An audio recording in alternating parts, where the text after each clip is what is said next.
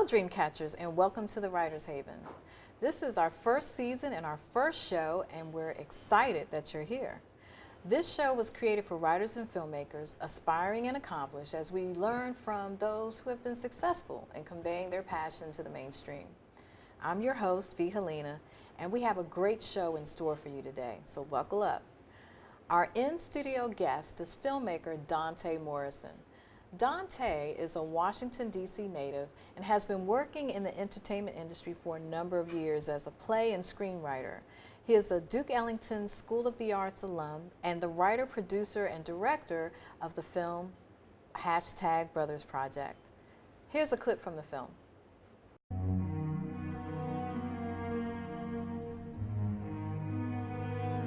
You petty as shit. What's up? You look like you want to do something. He snitched like a little bitch on his own brother. Took the victims of crime money and ran down to Atlanta. Left town so he wouldn't have to face me or Pops. Before we take the trip to D.C., I didn't know that you weren't having my father's back. Have your father's back against his brothers and his own father? Come on now. That's crazy. Rasheen is petty. Always has been ever since we was Hey, little. you married Rasheen's baby mother. Both of y'all petty. What up, bro? What up, T? What up, man? Hey, man. Thank you. Thank you for coming back for me, brother. I love you. You beefing with your brothers and your father harder than you beef with niggas on the street. You run around here with my brother? I'm taking care of Diego. He gonna get confused. How the fuck this We had gonna work? this conversation before I even said that I was married to Kari.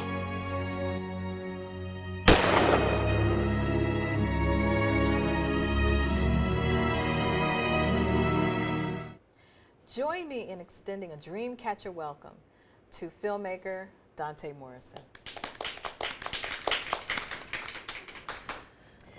Donte, it is truly a pleasure to have you on as our first season, first guest. When I met you at the Miracle Theater over the summer and had the opportunity to see your film #Brothers Project, I knew right away that you were the kind of person that I needed to have in my studio. So I thank you very much for the opportunity to talk to you and to share with our viewers your artistry. Thank you for having me. I also wanted to thank you for coming to the premiere as well. I appreciated it, and I hope you enjoyed yourself. We definitely did. So let's start there. Let's talk about, we just saw a clip of your film. Mm-hmm. Can you talk to me a bit about what inspired you to write the film in the first place and to have it out for mainstream audience? I was inspired by a number of different things. There was a lot that happened in reference to me writing it. I started writing it as another show, which was about 5 sisters. And I started writing that show a long time ago. And then I was jumping back and forth with what I wanted to do with that show. And then when I started getting to the reality of writing some things, I didn't grow up with sisters, so I couldn't have been authentic to the work. I grew up with 2 brothers, so I changed it from being about 5 sisters, which I'll go back and do that show again, to letting it be about 5 brothers. And then there was a lot of things that happened. I wanted to influence young black men to get involved with something different. When I started seeing all the police brutality videos and things like that, it made me want to reach out to a different set and try to train some of the younger black men who were on the streets a different craft for them. That was another part of me doing it, and me being around a group of young men like that and having them audition for me and things like that, which is what pushed me to get it to where it was. Okay, so it sounds as though you use the film not only to project your artistry, but to also help those in the community, given some of the violence in the Washington, D.C. area specifically that you had seen. Is that what prompted you to actually go a step further and take it to production? I've always done productions about stigmas and stereotypes. And one stereotype I wanted to really get rid of is that black men don't raise their children. I come from a family where my father did raise me, and I have 2 brothers who are raising their children. So, and I don't have any children, but I do know that there's another side to black men who do raise their kids. I also have an uncle who raised history girls and things like that, and those are the stories that get lost. So I was trying to do a different projection on a different family of a black man who raised all of his kids alone, in a sense. Okay, and so just looking back at the film itself, you coined it as a comedic drama? A dramatic comedy. Dramatic. Most of the things I write are dramatic comedy. I don't really go into writing comedies, but for some reason people seem to think that I'm funny, and I be dead serious about everything that I'm saying, and a lot of people think that it's funny, but that's where the dramatic comedy comes from, because just my style of writing and the mannerisms and the jokes I might tell, and people think that it's funny even though the work itself is heavy. If that makes sense to you. Yeah, and that's why I like the way that synergy of how you connect the two together. Because there are a lot of films that, if it's a comedy, it's a comedy. There may be some dramatic element underflowing, but for the most part, it is classified as a comedy. And the way that you did it, and the way that the comedy would come across, I thought was very, very well done. Particularly, there was a scene where, and it's actually the clip that we just saw, where one of the brothers, they were sitting at, I think, in a cafeteria or a cafe or a restaurant somewhere, and he just kind of pushed the, was it a phone or something that he had made? his phone. I had two brothers at the table. The other guys is his son. So it's two brothers and one with his son. Him and his son are only about 14, 15 years apart. So their relationship is brother-like.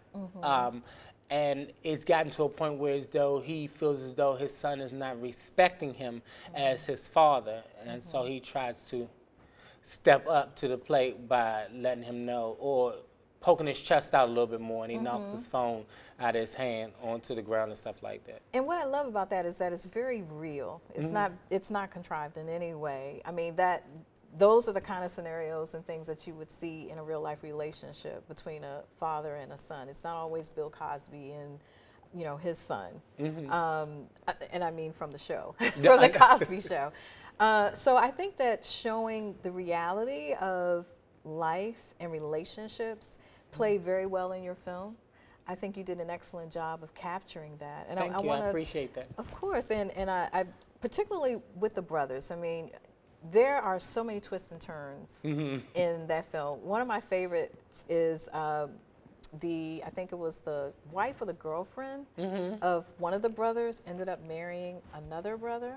Oh, she was his child's mother. His child's mother. And she married his other brother. But what I love most about it is how you allowed that to unfold in the script. It wasn't, you know, they could be in the same room and you wouldn't know, and then like maybe in another scene, someone else says it.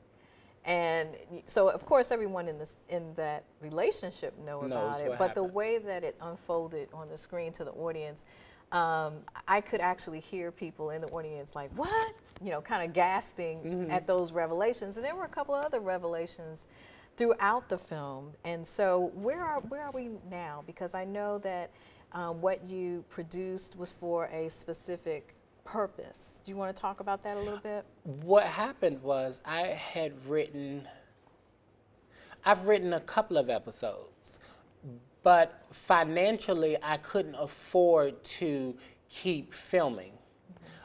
It's a lot to film, which is why we didn't film all of it where it's written down into the script. And even the cast itself wanted to keep going, because I always stop on a cliffhanger of anything that I write, because I wanted to leave people wanting to see more of what I had. Because if I wanted to do a TV show, I wouldn't want nobody to be like, oh, well, we're not going to come back next season or anything like that. And I do really badly want to do a TV show. It'd be my dream to 7 years, 7 seasons is fine for me, and then I can move on to the next thing. But it's written out and episodic.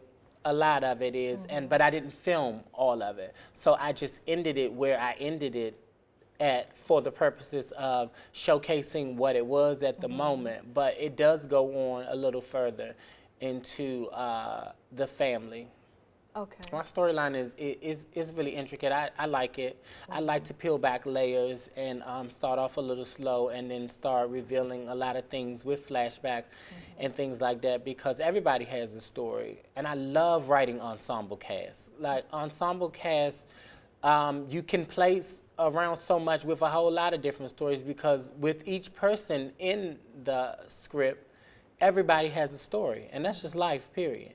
So that's what I did with that, and that's what I like to continue. I plan to keep going on and filming more, because everybody is asking me, when is part 2 coming out? When is part 2 coming out? When is part 2 coming out?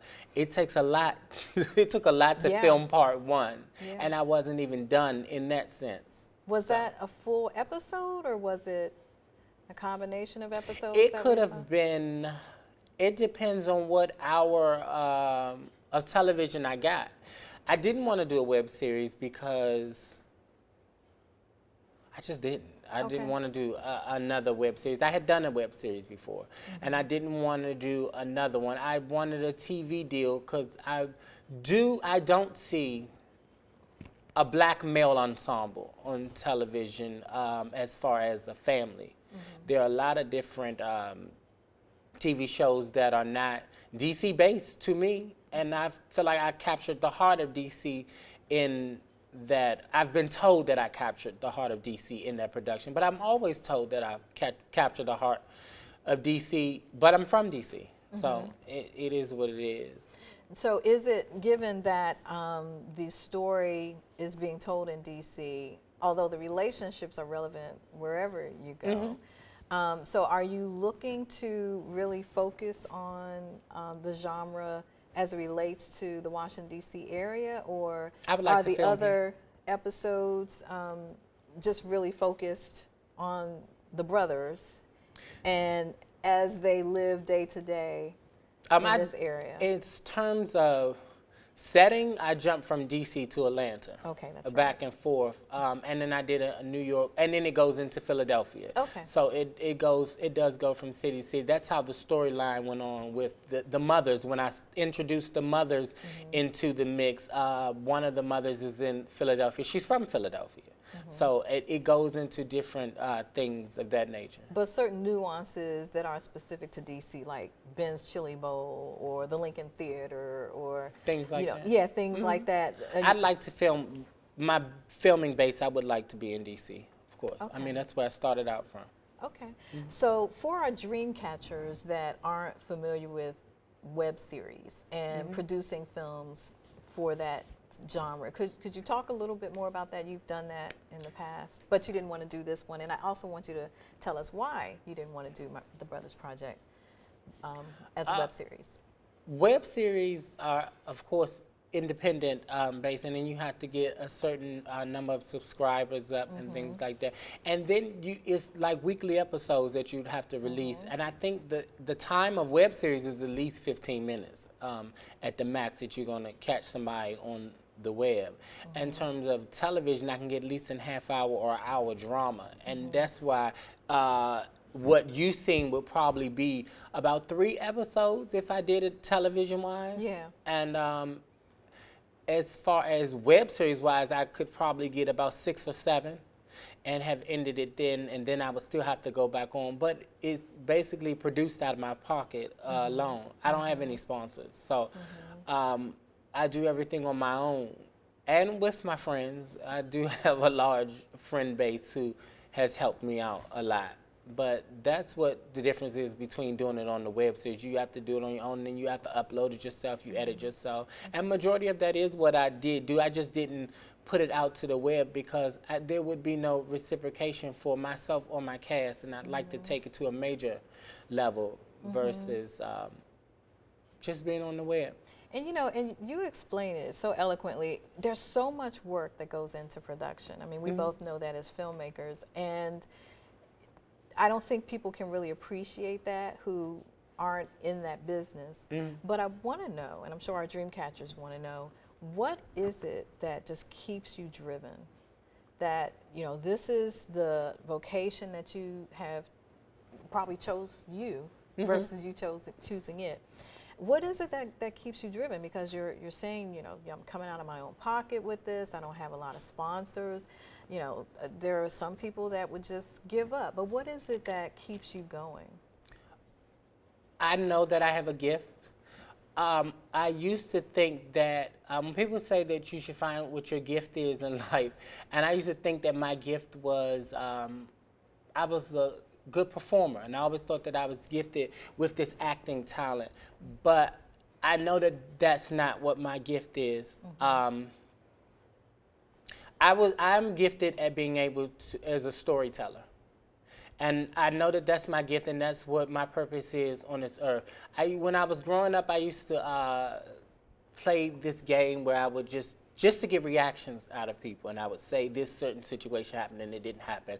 And my family deemed me a liar, and I didn't really kind of take it as me being a liar because I didn't know what it was then.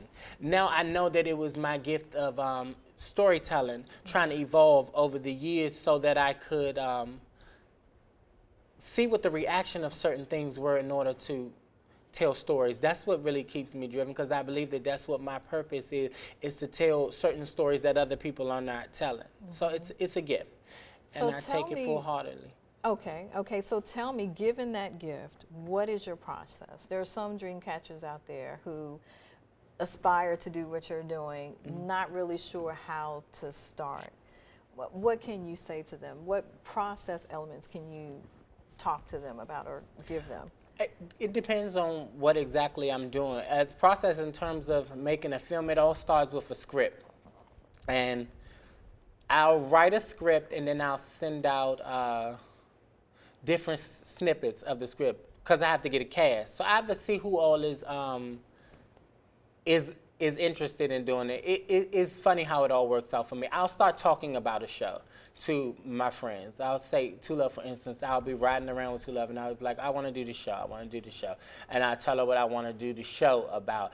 And she'll be like, oh, okay, you want to do the show? And she'll be like, oh, cool, of course, I'm down to do it, I'm down to do it. And then once I send her a script, it changes from, oh, I just hear that you want to do a show, to, oh, okay, let's do the show. Once I send the script out, or even if we do a showcase or something, I'll be like, we need to do a hair show, but I want to do it like this, and like that, which is part of the storytelling. So I have to tell a story with each project I do. I have to tell a story, even if it's a 7-minute presentation, but people aren't really sold until I mix the music and send it to them, and then they'll see the vision of it, and or scripts and things like that. It's a long process. It took me a year to film the Brothers Project. How long did it take to write it?